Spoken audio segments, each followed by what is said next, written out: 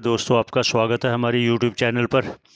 आप सबके मंगल की कामना करते हुए आज आपको श्रीमद् भागवत पुराण की कथा का श्रवण कराते हैं। हम भी श्रवण करते हैं, आप भी श्रवण कीजिए। आइए, सबके मंगल की कामना करते हुए पुनः पुनः श्रवण करते हैं हम सब मिलकर बैठकर। आइए, आपका स्वागत है। ये एक प्रकार से दिग्दर्शन है। ये आप घर में बैठ के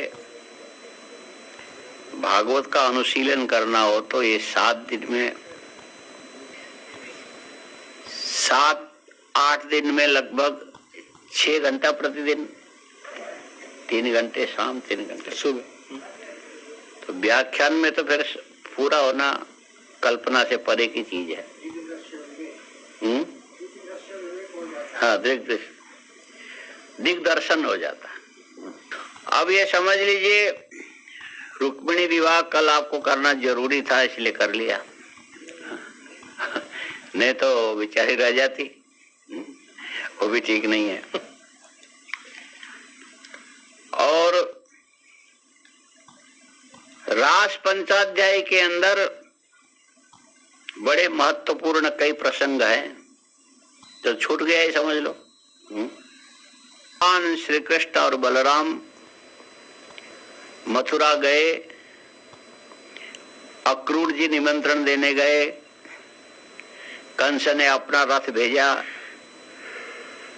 भगवान आए, ये सब चीजें कल थोड़े थोड़े में।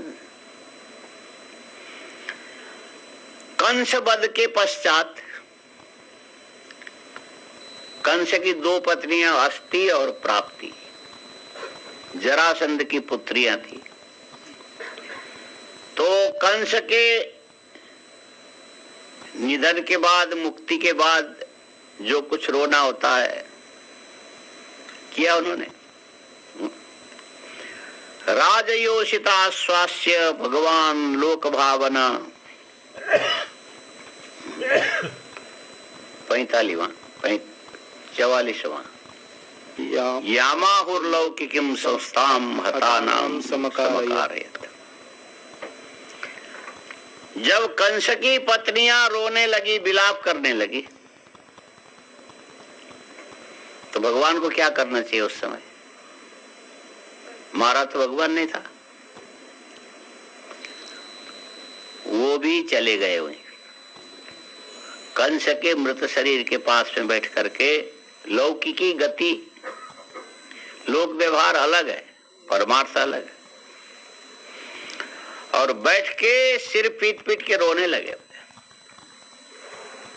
कंस तो भगवान का मामा था ना। बोले, मामा, ओ मामा जी, आप चले गए, क्यों आपसे मेरा विरोध हुआ, क्यों हमने आपको मारा? मुझे ऐसे मामा कहाँ मिलेंगे? पूरे त्रैलोक के विजयी आप थे, और ऐसा विलाप भगवान ने किया, ऐसा किया। यहां पर तो ये बात नहीं है, और जगह है।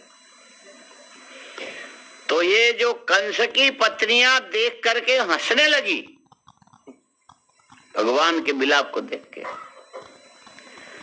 भगवान खड़े होके सारे सभासदों को बोलते हैं, ये देखो, मेरे मामा तो बड़े अच्छे थे, दिवंगत हो गए, देव थे गया। अरे मामिया, हाँ? और उनके दिवंगत होने पर हंस रही है, हाँ? पूरी सभा स्तब्ध हो गई। अब क्या बोलना चाहिए? उन्होंने कहा, मैं ऐसा, भगवान का रोना ही ऐसा था कि उनकी मामियां हंसने लग गई। तो यहाँ थोड़ा सा इशारा किया, राजयोषित माने जरासंध की पुत्रियां, हाँ? आश्वास्य भगवान लोक भावना यामाहुर्लौकिकीं संस्थां माने लोक व्यवहार इस ढंग से संपादन किया। मातरम पितरम चैव मोचयित्वाथ बंधनात् कृष्ण रामो ववंदाते शिरसा स्पृश्यपादयोः। देखिए, व्यवहार है, जटिल है। भगवान भी संसार में यदि आवे तो व्यवहार संपादन करना उनके लिए भी सरल काम नहीं। भगवान के साथ नंद जी भी आए थे,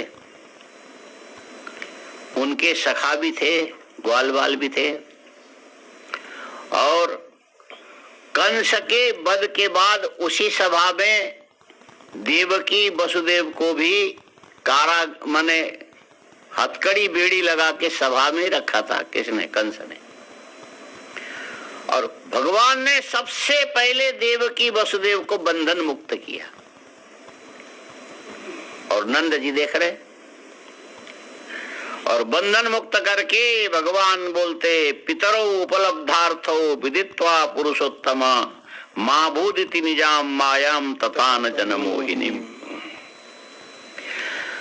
भगवान श्री कृष्ण ने माता देवकी को प्रणाम किया नंद जी के सामने। माता जी, हम लोग पराधीन थे, दैव के अधीन थे, जन्म लेकर के संतान को माता पिता की सेवा करनी चाहिए थी, और हम चले गए गोकुल, कोई उपाय नहीं था। तो देवकी को पता था कि ये मेरे पुत्र हैं, नंद जी को आज पता लग रहा है कि ये वसुदेव जी के पुत्र हैं।